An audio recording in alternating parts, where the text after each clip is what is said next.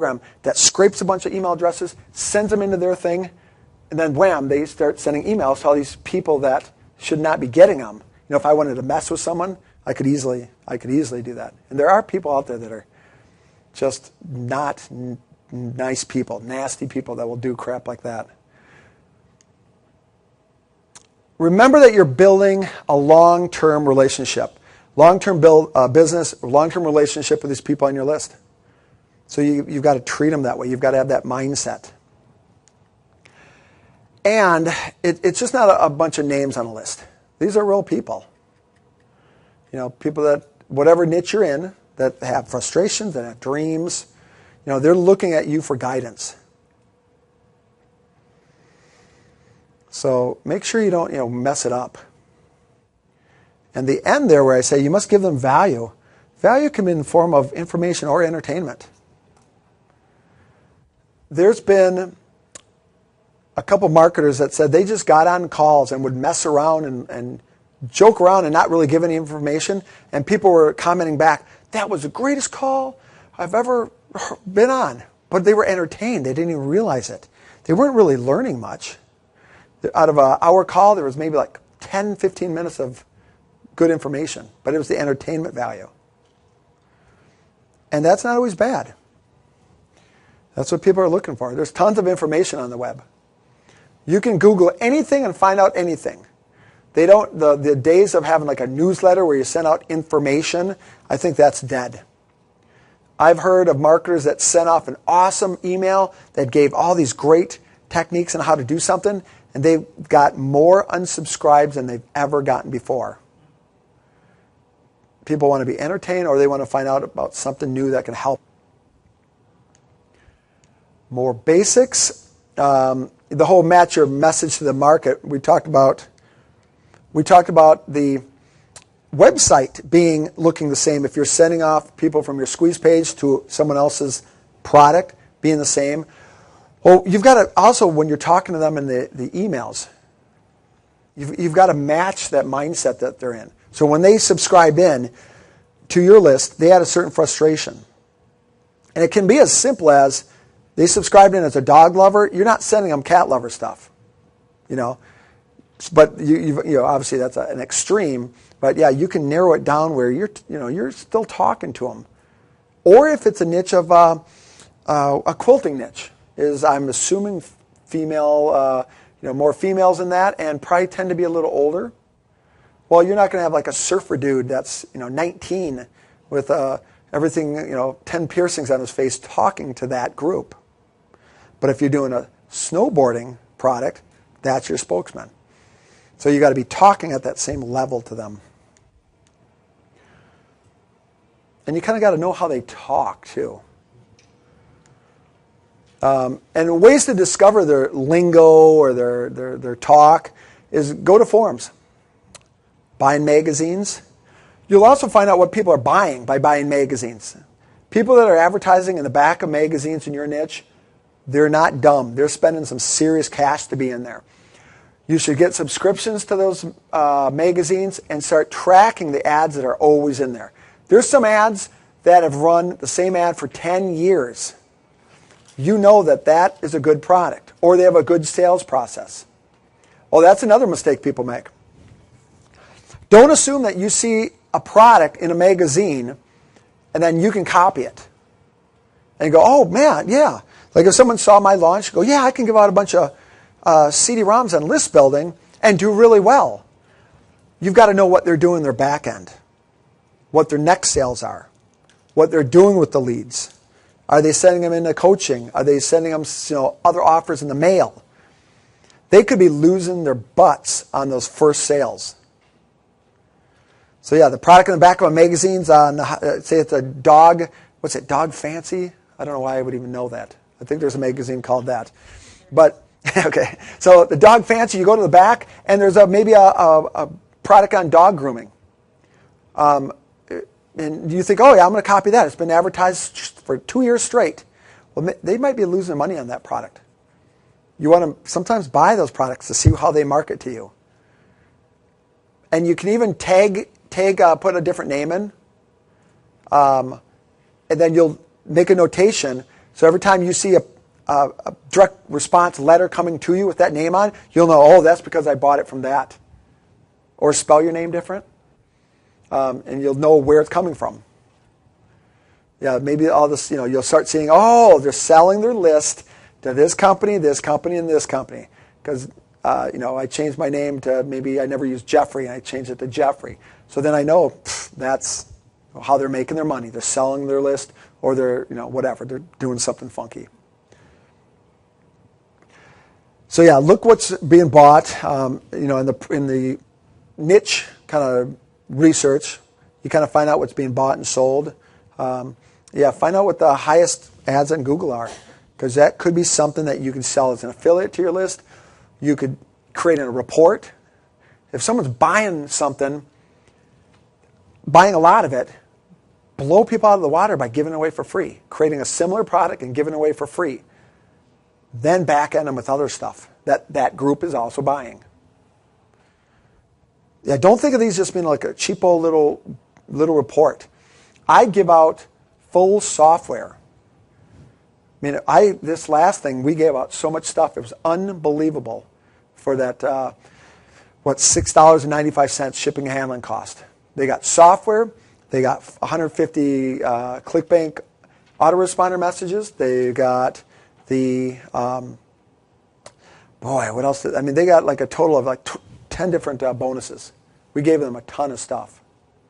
There's other reasons to do that because of continuity, but you want to give out something really good. All right, this is very important here. Forming the relationship with your list.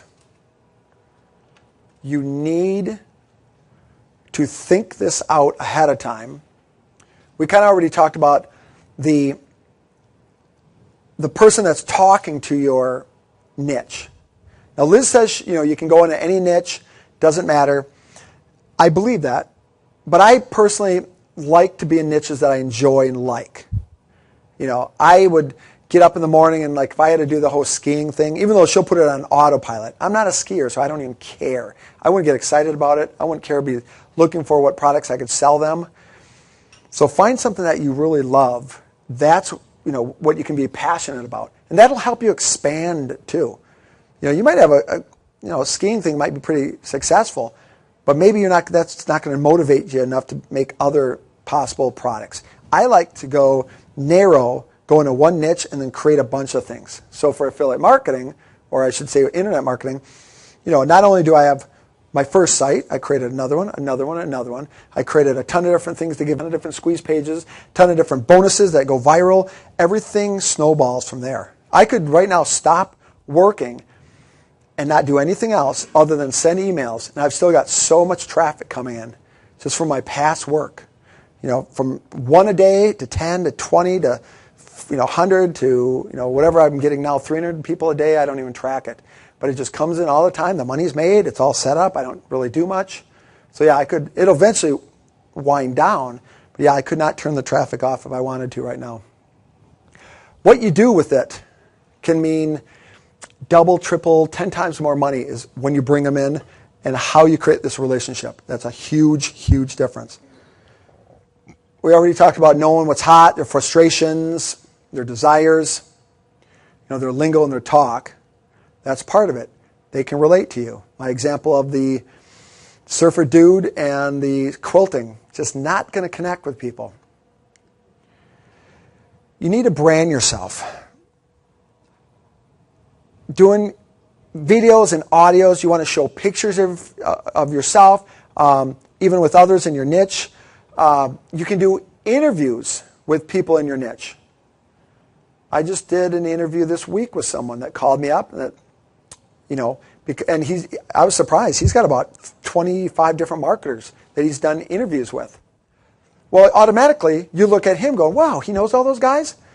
He's almost like you rise up to that level. No, he just called them up or got a hold of them somehow and did interviews. But you start assuming stuff. You start, oh, wow, this guy, really knows his stuff. The whole idea of doing audios and videos might be pretty scary. First time you do an audio interview, I was nervous. The first time I was on stage, I was a little nervous. I was actually hungover the first time I was on stage. I was up with Liz and a bunch of people partying too late, and it was good. I even went home early, and I still woke up not feeling the greatest. I don't recommend doing that, but it probably helped my nerves out, being a little hungover. It's a little scary to first do, but it's something that I feel you should do. It's not crucial, but it's going to help you connect with people in your niche. That's assuming that you want to be the figurehead in your niche. I launched another site where it's in the home party business, where my picture name is nowhere to be found. I hired someone that's got 10 years, female, lady, mom, that's got 10 years of experience in the home party niche.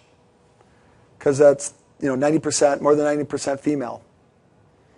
So you can do it, but she's the figurehead. So she talks to them like she should. She does interviews. She does videos. I don't do that. I could do it, but I'd make 10% of what she would do. Here's just some pictures. You probably just saw this lately.